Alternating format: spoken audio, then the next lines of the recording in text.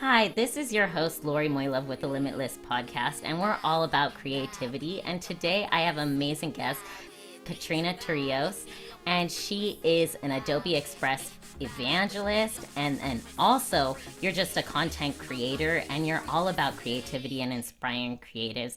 I guess, could you go a little bit into how your journey started in creativity, because you kind of started, I guess, in college with a YouTube page. Can you kind of go into what kind of sparked you in this world of creativity? Yeah, so I've always been sort of a creative kid. I was a theater kid in high school and stuff, and that all kind of went to a halt when I went to college because I went for sociology. And so I wasn't really getting that creative outlet. So one year, my second year of college, I really wanted to start a YouTube channel. And so I don't know, I just, would watch a lot of lifestyle YouTubers and stuff. Like Jen M was definitely one of my biggest inspirations when I first started because she was vlogging while she was at UC Davis and I was at UC Santa Cruz. So I was like, I could do this. And so that was kind of like the initial spark, and a really old point and shoot power shot camera. And then that didn't work out because the formatting was weird and super outdated. But I filmed everything on my iPhone 4, I believe, was when I started. And that was a process. So I was just playing around with different formats. Like at the time, I wanted to do a lot of lifestyle and fashion content. And I was just vlogging around my day to day as a college student on campus, taught myself editing. I used iMovie. No, was it iMovie? Windows Movie Maker. One of the two. Wow. Yeah, I really started from the beginning and but we got our first videos out and then I slowly upgraded my gear. I went from an iPhone 4 to an iPhone 5S. And I was so stoked. And then I eventually got a Sony A5100. So I was really excited Ooh. about that. We were getting legit. And then I just kept working on editing, like learning how to edit videos, but also designing graphics. And so making the YouTube banners and stuff and the thumbnails. I think the site I used at the time was called PicMonkey when it was free and it was in its prime. And that worked for a little bit, but yeah, that's kind of essentially where I started. Yeah, and now you do a lot of teaching with Hmm. Adobe, and you travel all over teaching Adobe Express. I guess, can you go into how you go about creating, even you're creating then too, because you're creating in front of Hmm. others. I guess, how do you go about that process of creation and sharing?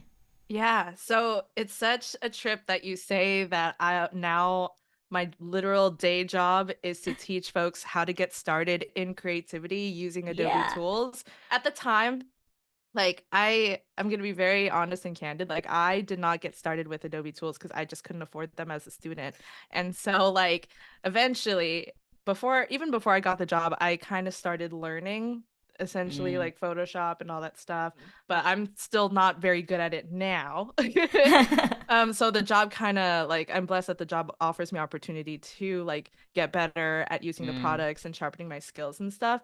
And so when I go about teaching, it's kind of there's a lot that happens behind the scenes. Like a lot of folks say that I make it look so easy, and that's kind of the point.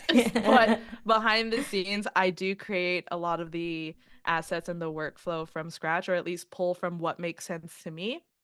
And then a lot of the assets that I use for demos and stuff, sometimes they are my own. Like I will use my own real life brand kit to show people how to make branded assets. But sometimes we do work with other designers or creators in the space to create assets for demos and things that are good examples to teach to beginners. So that's kind of the creation process of it all. And then with every event, the demos and stuff sort of change depending on the information that I gather for or how people resonated with some of the content, and some stuff Mm. stays and then maybe even a feature gets launched and then I have to work that into the demo. So it's always constantly evolving, but there's a lot of prep that goes behind it. So yeah, that's kind of the behind Yeah. the scenes of how I create these lessons, I guess. You definitely make it look easy, because I've followed you on quite a few lessons, and I definitely will make sure our Limitless listeners can see some of your channel and some of your content, because you make it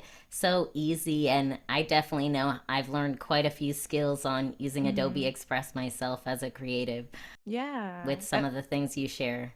Yeah, and there's a lot of misconception. Like every time someone hears like the Adobe name, there's a lot of like folks that think it's intimidating or it's like Yeah. it's too hard. Oh, Adobe's in the name. Adobe like Adobe Photoshop or Illustrator, InDesign, Acrobat, everyone thinks too hard. And so unfortunately, Express falls under that bucket as well. So it's always so funny to see like after a lesson, people are genuinely surprised that they're just like, that it's that easy. And I was like, yeah. And I feel like Adobe Express, even though it is very beginner friendly, a lot of our call them pro users, like our pro designers, a lot of them use it in like their client handoff and stuff like that, or Mm, to make a quick edit or something. And I feel like that's kind of like the goal for Adobe Express as well as myself, is to not position it as like this is the all-in-one tool that will help you get into content creation. Like this is the best. Like that's not my mission. My mission is just to help you get started, and that Adobe Express will help you kind of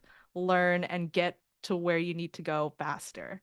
So, yeah. No, I mhm. agree. And there's really some cool AI tools and creative tools Mhm. that are now like integrated within Adobe Express. Can you maybe share some of how you use some of Yeah. your creativity with AI? Yeah, so with AI, personally, I identify as a millennial, so I naturally like I'm a little bit slower on the new technology. I am one of those folks that are hesitant. So when AI just came out, I was just like, oh my gosh, another thing I have to learn. So scary. Right? But like the with the AI tools that are currently out in Express, there's four at the time we're filming this. There's four of them right now. And they're all like prompt or like text-based Hmm. generation. So you can generate an image, text effects, can generate a template. And then there's also this one called generative fill, which is super popular in the Photoshop community, where you can just pretty much add or remove objects just by painting in a picture or painting like a spot on your picture and then typing in what you want it to do.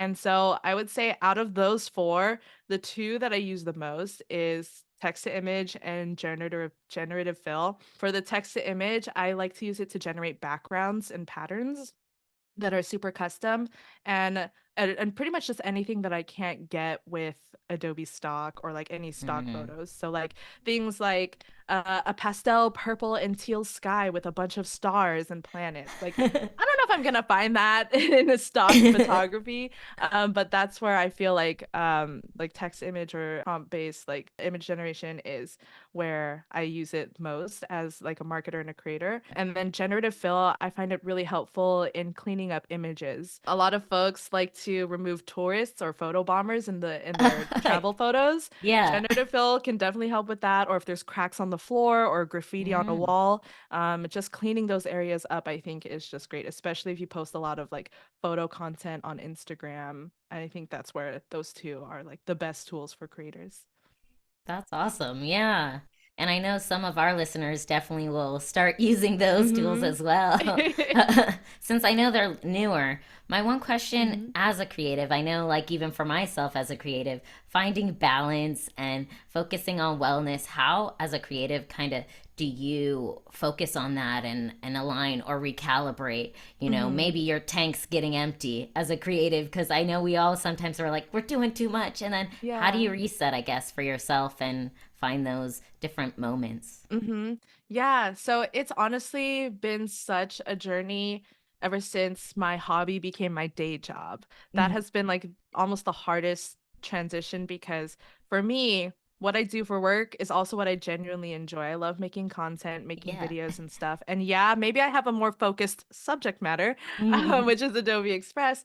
At the end of the day, like I still love what I do, and I don't really feel so much fatigue.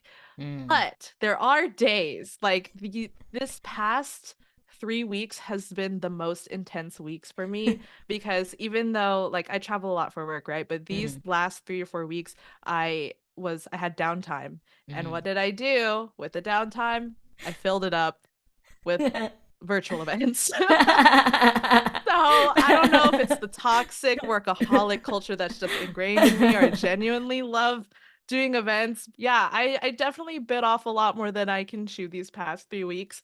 I guess to the original question, how am I resetting and stuff right now. I think especially like if you create a lot, I think schedule like actually for me what works is actually scheduling in time to rest and like respecting Mm-hmm. that time. I do a lot of calendar blocking, so Mm, I block off time where I need to spend it creating content.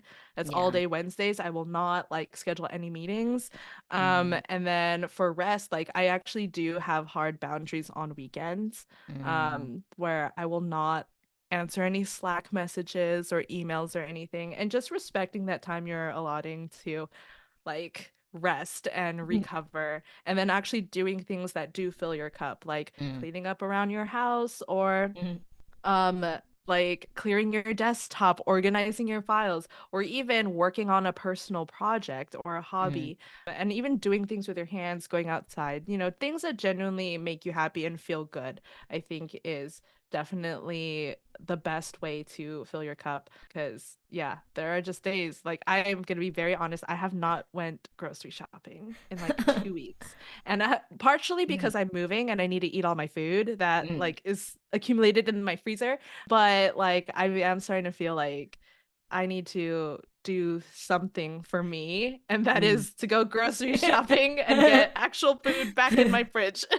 So, yeah. Totally understandable and super relatable for creatives, because Mm-hmm. sometimes we get so busy, and that just the Yeah, simple thing of going and getting groceries is like, exactly. that's like a self-care moment, and just Mm-hmm. like finding that window. Yeah, so totally understand and agree. There's been moments where I haven't gone grocery shopping for months, so I Mm-hmm. understand because working on certain projects. But luckily, I had crafty and catering, so Yeah. I lucked out on the food factor. But so I didn't go hungry. But yeah, finding in that Yes. moment, yeah, I totally agree. I have a question for you. One thing I ask each of my guests is, what's this one word that connects them to creativity? And I was wondering what that one word is for you. The word that connects me to creativity. This is a hard one. Oh my Yeah. gosh. You told me the question before we started recording and I haven't thought about it. I think, okay, I have a very abstract answer for you. I don't have one word, but my brand Okay. mantra has 3 words. Mm, And I'm gonna say like that's kind of what connects me the most and grounds me the most in my creative moments mm, is, so my brand tagline is create, give, inspire. And mm, so what that means is basically it's short form of like create. For me it means create every day, give back to the community, and inspire the future. And so like I put that everywhere. I have a bracelet that says mm, it and everything, and constant reminders. Honestly, at the end of the day, like I create a lot of things that I love, and yes, mm. like it's very fulfilling, but I think what really pushes me to keep going and to be creative and to like stay motivated in this constant content creation hamster wheel is just thinking about the future and the folks Yeah. that are consuming my content or looking up to me for inspiration, or who were in my place 6 7 years ago that want to Mm, do this. And I feel like, when I started, I was just like, yeah, I just want to be creative. I want to make a full-time living out of this. mm, My journey has definitely shifted and changed to I'm already where I wanted to be 7 years mm. ago. And so now it's my job to keep inspiring the future generation of creators, and also giving back to the community, back resources too for like students and stuff. So a lot of people Mhm. don't know this about me, but I actually do love talking to students and going back to Oh, I love universities and that. student clubs. Yeah, because with Adobe, like we serve a lot of communities, but the Mhm. ones that really have a special place in my heart is students and young creatives and Yeah. folks who are just getting started, because y'all are the future. And like what is this life if we do not nourish the future creators and that will come after us? So. Exactly, right? Oh my gosh. Okay, wow. Your 3 words were perfect. Yes. Because it's all about inspiration, and that's what we're Hmm. about too with the Limitless podcast, is inspiring the future. And I was Hmm. wondering, what one piece of art or creativity inspires you, keeps you going? It could be, a painting, it could be a book, whatever art piece that kind of inspires you you'd like to share. An art piece that inspires me. You also told me about this question, and I thought I had the answer.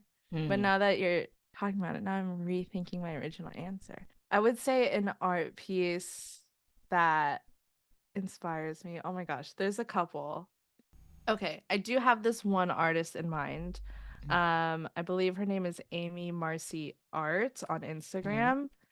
Let me just see.